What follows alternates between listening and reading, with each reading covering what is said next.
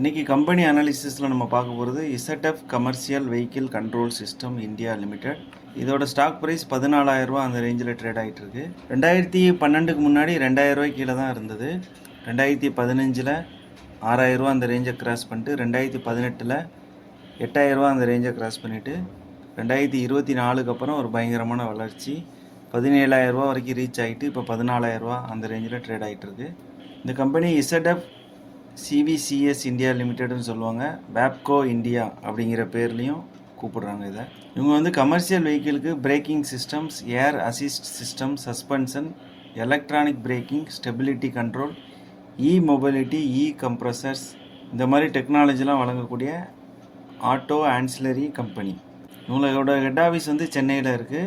Manufacturing facilities சென்னையில், அம்பத்தூரில், Mahindra world சிட்டியில், ஜார்க்கண்டில், உத்தரப்பிரதேசத்தில், உத்தரகாண்ட்லேயும் இருக்குது. இசட்எஃப் கமர்ஷியல் ஸ்டாக்கோட சிறப்பு அம்சம் என்ன அப்படின்னா, இவங்க வந்து பிரேக்கிங், சஸ்பென்ஷன், ஏர் அசிஸ்ட் டிமாண்டுக்கு வந்து அதிகமாகிருக்கு. அதே மாதிரி mobility, electronic braking system, compressed air சிஸ்டம்க்கு நல்ல ஃபியூச்சர் இருக்குது. இவங்களோட ரெகுலரான க்ரோத்து, ஸ்பேர் பார்ட்ஸுக்கு அப்புறமான சர்வீஸ், ஆர்என்டி சர்வீஸ் இதெல்லாம் வந்து இவங்களோட ரெவென்யூ க்ரோத் பண்ணுது.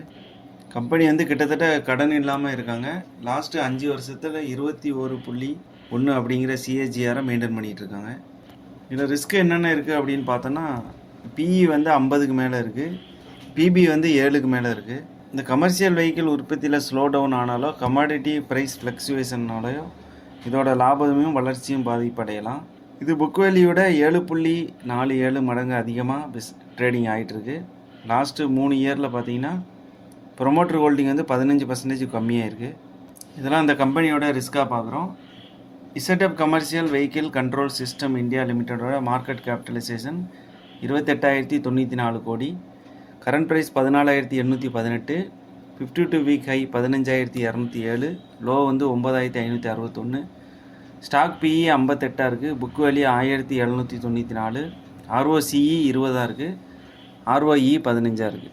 பொதுவாகவே ஆர்ஓசியும் ஆர்ஓஇயும் 20 அந்த ரேஞ்சில் இருந்தாலே நல்ல நிறுவனமாக நம்ம எடுத்துக்கிறோம். இது மாதிரி சிமிலராக இருக்கக்கூடிய கம்பெனிஸ் வந்து போஷ், யூனோமிண்டோ, பாரத் ஃபோர்ஜ், ஷெஃபல்டர் India, Tube Investments, Endurance Tech, மற்ற எல்லா நிறுவனத்தையும் கம்பேர் பண்ணும்போது இசட்எஃப் கமர்ஷியலோட மார்க்கெட் கேபிட்டலைசேஷன் ரொம்ப கம்மியாக இருக்குது. 28,094 கோடியாக இருக்குது.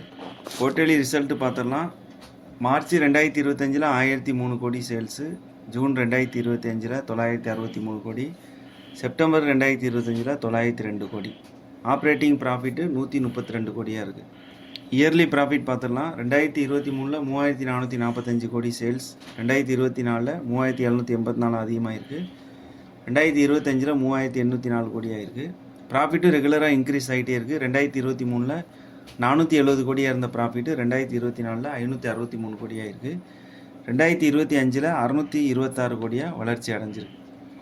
ஷேர் ஹோல்டிங் பேட்டர்ன் 2022 ப்ரொமோட்டர் 75 இருந்தது, 2025 60 குறைஞ்சிருக்கு.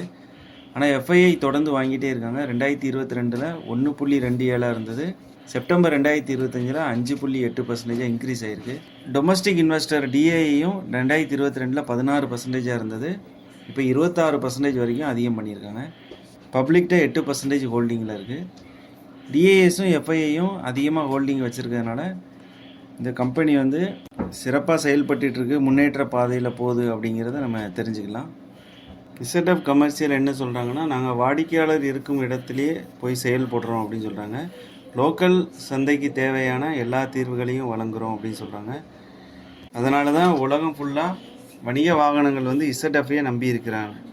இசட்எஃப்போட எலக்ட்ரிக் பஸ்ஸஸ் உலகம் ஃபுல்லாக ஓடிட்டுருக்கு. இவங்களோட புதுமையான சேசிஸு, ஸ்டீரிங்கு, பாதுகாப்பு தொழில்நுட்பங்கள் எல்லாமே பார்த்திங்கன்னா பயணிகள், ஓட்டுநர்களுக்கு எல்லாத்துக்கும் ரொம்ப அதிக பாதுகாப்பாக இருக்குது. ரோட்டில் போகிற நடைப்பயணிகளுக்கு கூட ஒரு பாதுகாப்பாக இருக்குது. ZF commercial vehicle control system India லிமிட்டடோட எதிர்கால திட்டங்கள் 2026 கிளச்சு உற்பத்தி மேனுஃபேக்சரிங்கை ஸ்டார்ட் பண்ணணும் அப்படின்னு பிளான் பண்ணியிருக்காங்க. குறைஞ்ச பராமரிப்பு செலவில் கிளச் சிஸ்டத்தை உருவாக்கிட்டு இருக்காங்க. சென்னையில் உள்ள உரகடத்தில் ஒரு ஃபேக்ட்ரி அமைச்சிட்ருக்காங்க எலக்ட்ரானிக் காம்போனன்ட்ஸுக்காக. இசட்எஃப் கமர்ஷியல் வெஹிக்கிள் கண்ட்ரோல் சிஸ்டமை பற்றி போதுமான அளவுக்கு பார்த்துட்டோம். மீண்டும் ஒரு கம்பெனி அனாலிசிஸோடு உங்களோட சந்திக்கிறேன். தேங்க்யூ.